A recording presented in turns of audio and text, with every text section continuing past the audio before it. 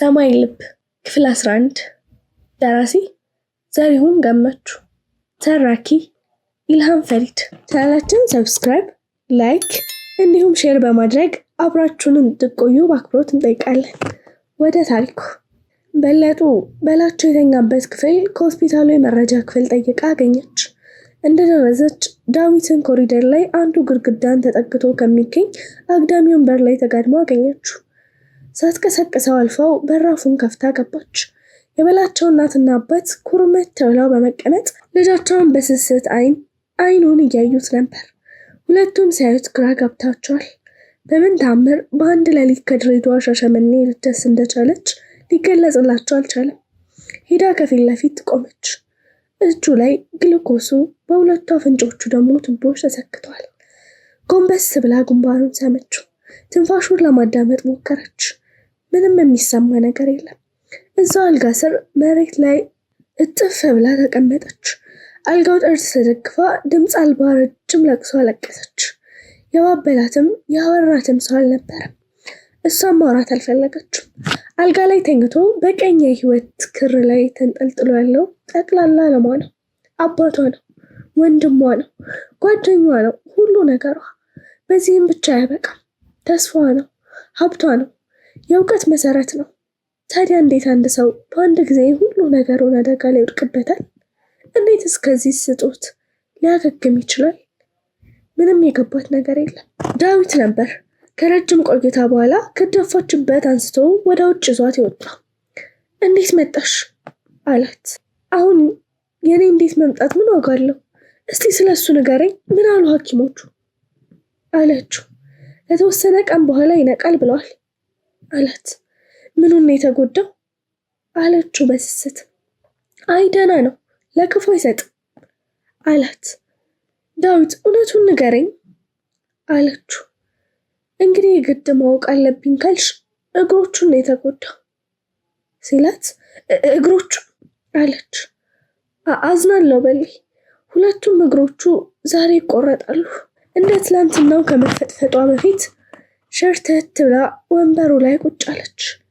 ትንሽ መለስ ሲልላት ዳዊት የበላቸው እግሮችን ቆርጠን እንጣላቸው ሲሉ እናት አባቱ እነ ከቤም ተስማም አለችው እምባ እየተናነቃት።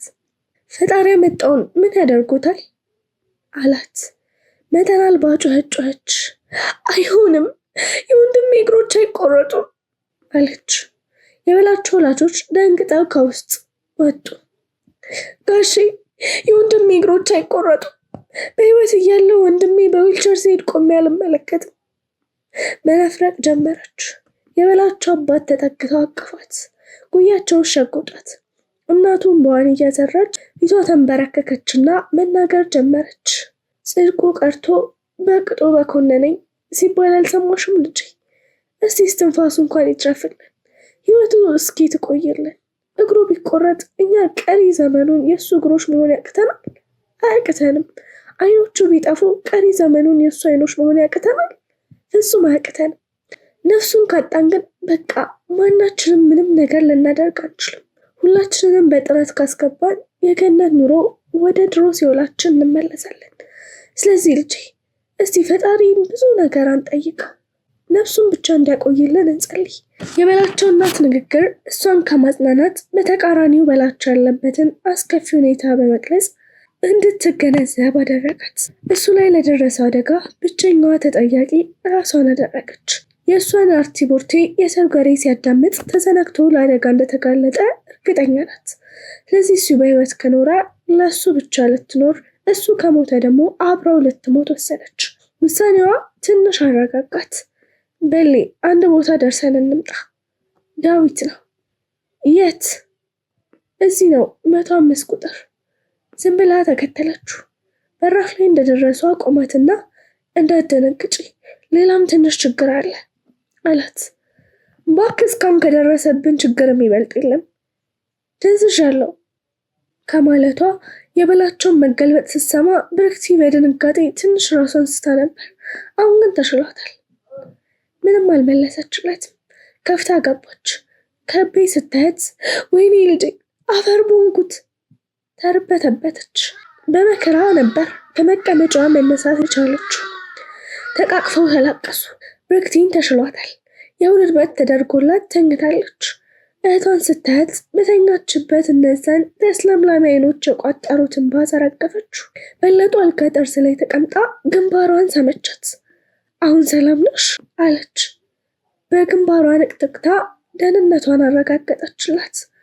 ቶሎ መዳን አለብሽሽ፣ በላቸው በጣም ይፈልገናል፣ እሱን ተባብረን መንከባከብ አለብን አለቻት። ወደ እናቷን ፊቷን አዙራ ከቤ አንቺስ እንዴት ነሽ አለቻት። 2 ልጆቼን በአንድ ቀን ተነጥቄ ነበር። በጣም ፈርቻለሁ ልጄ፣ በጣም ብቻ እንኳን መጣሽልኝ። እንዴት አድርጌ ይህን ጉድ እንደምነግርሽ ጨንቆኝ ነበር በማለት ስቃይና ፎይታ በተቀላቀለበት ስሜት በረጅሙ ተነፈሰች። አደጋው ከደረሰ 3 ወር ከ25 ቀን በኋላ አሁን የታሪኩ ባለቤትና ተራኪው በላቸው ስለተመለሰ እኔ ጸሐፊው ከመሃል እወጣለሁ። እሱ እንደ ከዚህ ቀደሙ ትረካውን ይቀጥላል። መልካም የጋራ ቆይታ ይሆንላችሁ። ምን ይታወቃል፣ ወደፊት ዳግመኛ ተመልሼ ይመጣ ይሆናል። በላቸው ነኝ። ያው ነፍሳቸው ይማርና ጋሽ በቀለ ምን ተስኖት ብለውኝ የለ እንዳሉት ነው የሆነው። ከሞት ውስጥ በጥንካሬ በጣጥሼ በመውጣት እነሆ ዳግመኛ ወደ ህይወት በእድል ተመለስኩ። ከ4 ወር ቆይታ በኋላ ዛሬ ከሆስፒታል መውጣት በመቻሌ ደስ ብሎኛል። በላይ ሹፌርነት በለጡና ብርክቲ ከግራ ከቀኝ አጅበውኝ፣ አባቴ ከፊት ገቢና ከዳዊት ጎን ተቀምጦ ወደ ቤት እየሄድን ነው። ዳዊት እየነዳ ቀጥታ አዲስ ወደ ተከራየልኝ ቤት ነው ያመራው። ከዳዊት በስተቀር እቤቱ ለሁላችንም አዲስ ነው። ይህን ቤት ለመከራየት በዋነኝነት ያነሳሳኝ የከቢና ማዬ ጭቅጭቅ ነው። ሁለቱም እኔ ከሆስፒታል ከወጣ በኋላ ወደ እኔ ቤት ነው የሚገባው፣ ወደ እኔ ቤት ነው እየተባባሉ ባለመስማማታቸው እየተጣሉ በመሆኑ በብርክቲ በኩል ወሬው ደረሰኝ። ከቤ ለክፉ ቀን ብላ በባንክ ያጠራቀመቻትን ጥሪት በማውጣት ለእኔ ዊልቸር እንዲመች ግቢውም ከበራፍ እስከ ቤት ጫፍ ድረስ ከጓሮ በኩል ደግሞ እስከ ሽንት ቤት ድረስ በሲሚንቶ ሊሾ አሰርታልኛለች አሉ። እማዬ ደግሞ አንደኛ ፎቅ ላይ ተከራይቼላቸው የነበረውን ባለ 1 መኝታ ኮንዶሚኒየም ቤት በመልቀቅ ምድር ላይ ባለ 2 መኝታ በመከራየት አንዱን መኝታ ክፍል ይመቻል ባለችው መልኩ አሰናድታ የኔን ከሆስፒታል መውጣት እየጠበቀች ነው። እኔ ታዲያ አንዱን አስደስቶ ሌላውን ላለመስከፋት በተጨማሪ ለራሴም ከአሁኑ የጥገኝነት መንፈስ እንዲሰማኝ ስላልፈለግኩ ከ15 ቀን በፊት ሀሳቤን በልብ ጓደኛዬ ለዳዊት አማከርኩት። እሱም እንደኔ ሆኖ ወዲህ ወዲያ ተራርጦ ወደ ተግባር ቀየረልኝ። ዳዊት መኪናዋን ጠምዝዞ ወደ አዲሱ ቤት ሲጠማዘዝ ብርክቲ ወዴት ነው? ምንድን ነው? ዳዊት መለሰላት፣ ይህ የበላቸው አዲስ መኖሪያ ቤት ነው። ብርክቲ ያፈጠጠችበት። ይህ አንተ ሀሳብ ነው? ጣልቃ ገብቼ ተከላከልኩለት። አረ የራሴ ሀሳብ ነው። ይኸውልህ እኔ ግን እዚሁ ነው የምኖረው። ከዚህ ንቅንቅ አልላት። አሁንም ብርክቲ ናት። አባቴና በለጡ ግራ እንደተጋቡ ቢሆንም ዝም ብለዋል። መኪናዋ ግቢ ገብታ እንደቆመች ከመኪናዋ ወደ ዊልቸር ተዛውሬ በለጡ እየገፋችኝ ወደ ቤት አመራው። የሳሎኑን በር አልፌ ስገባ እቤቱ በሰው ተሞልቶ ጠበቀኝ። አንድ ቆንጅዬ ሕፃን ልጅ አበባ አስታቀፈኝ። የቅርብ ጓደኞቼና ጠቅላላ የሆቴል ሰራተኞቼ በቤቱ ታጭቀዋል። ከነማዬና ከከቤ በስተቀር የቀረ ሰው የለም። ቤቱ በምግብና በመጠጦች ተሞልቶ ሰርግ ቤት መስሏል። ደስ አለኝ፣ በጣም ደስ አለኝ። ሁሉም በየተራ እየመጡ በተቀመጥኩበት እያቀፉኝ እንኳን ለቤትህ አበቃ እያሉኝ ለተረኛው ይለቃሉ። እየተደሰተና እየሳቀ ሰላም የሚለኝ አለ። እያለቀሰና እንባውን እያንጠባጠበ ሰላም የሚለኝም አለ። የተጎመዱ እግሮቼን በቆሪጥ እየተመለከተ ሰላም የሚለኝ አለ።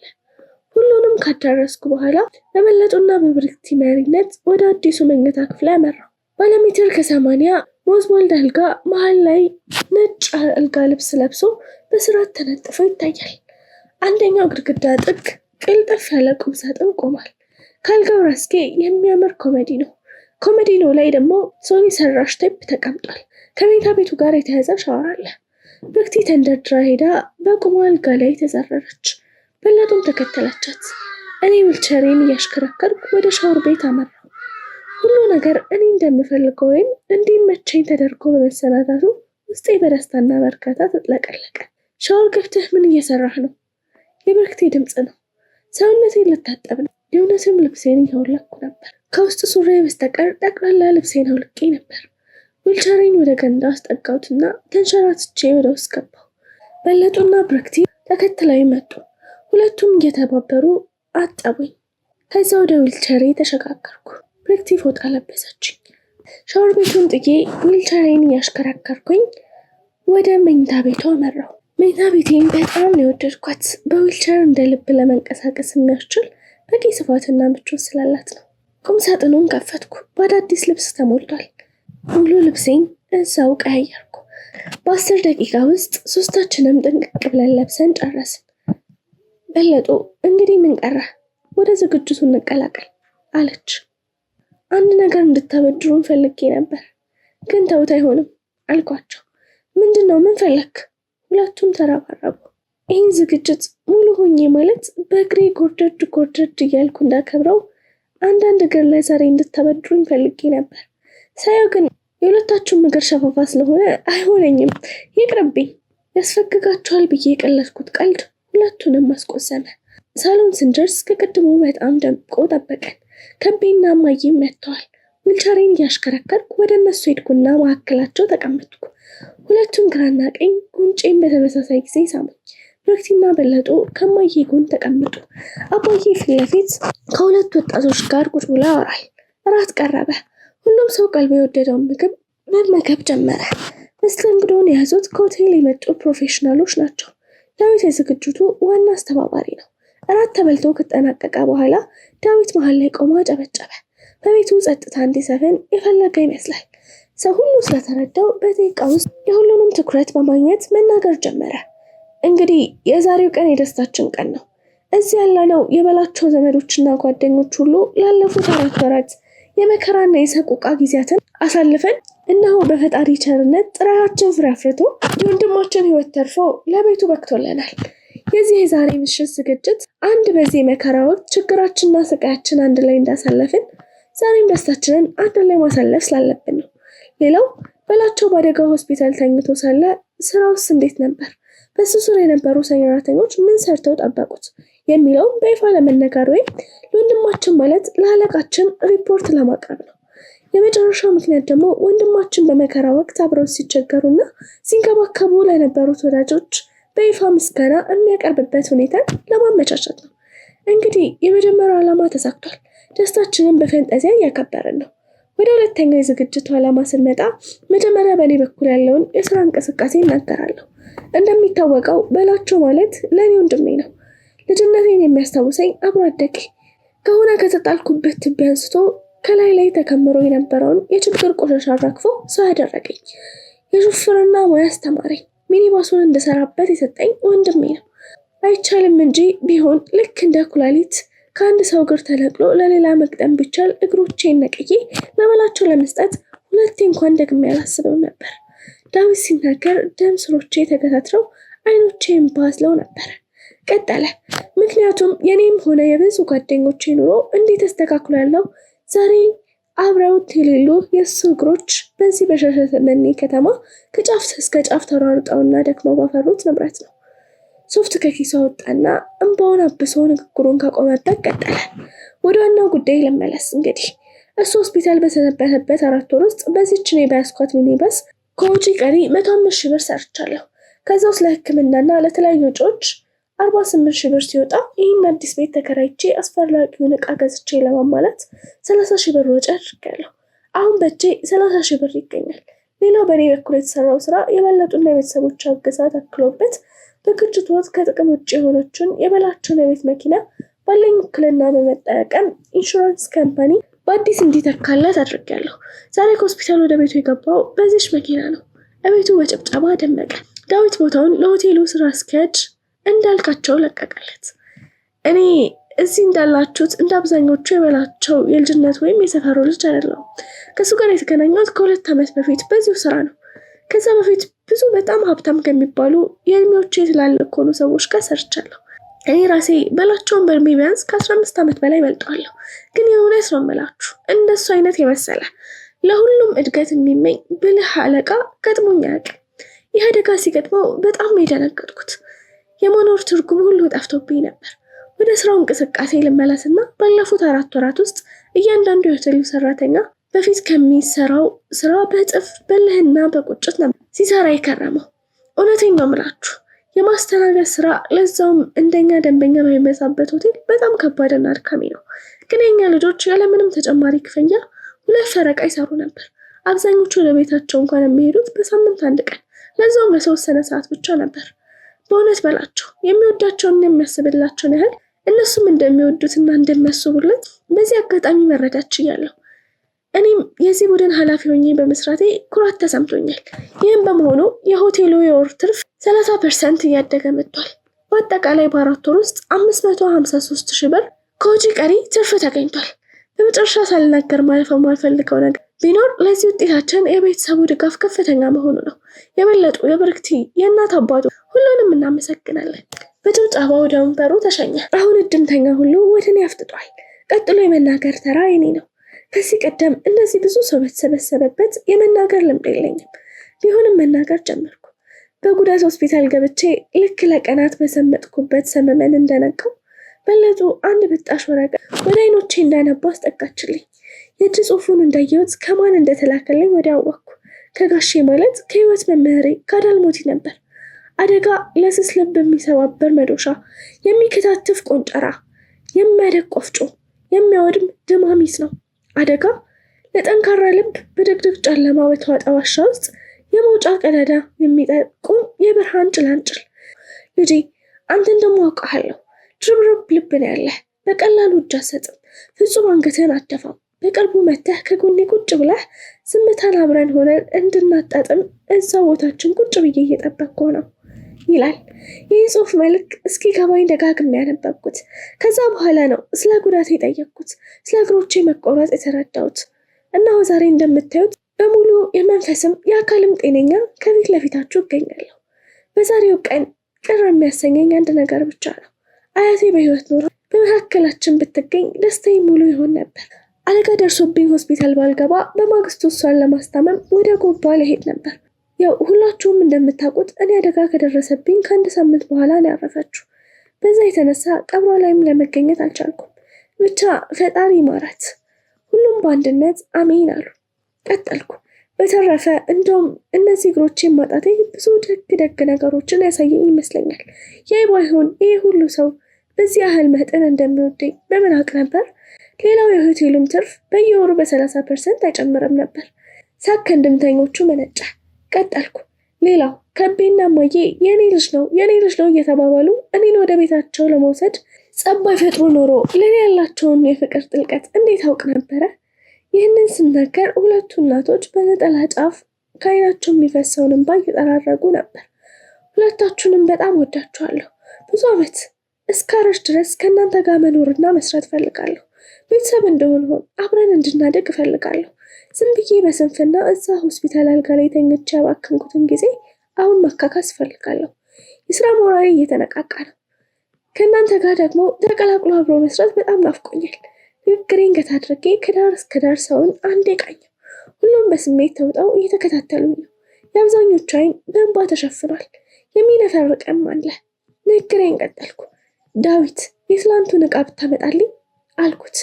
ወዲያው አንድ በስጦታ ዕቃ የተጠቀለለ 60 ሳንቲም በ1 ሜትር የሆነ ፍሬም ይዞልኝ መጣ። ተቀበልኩትና ሽፋኑን ከላዩ ላይ በመግለጽ ሁሉም እንዲያዩት አደረግኩ። ይህ የምታዩት ባለ 4 ፎቅ እና 40 መኝታ ክፍሎች ያሉት የሆቴል ዲዛይን ነው። አሁን እየሰራንበት ያለውን ሆቴል በሚቀጥሉት 3 ወራት ውስጥ በመግዛት የግላችን እናደርገዋለን። ከዛ በኋላ የሆቴሉ ስራ ግንባታ ይጀምራል።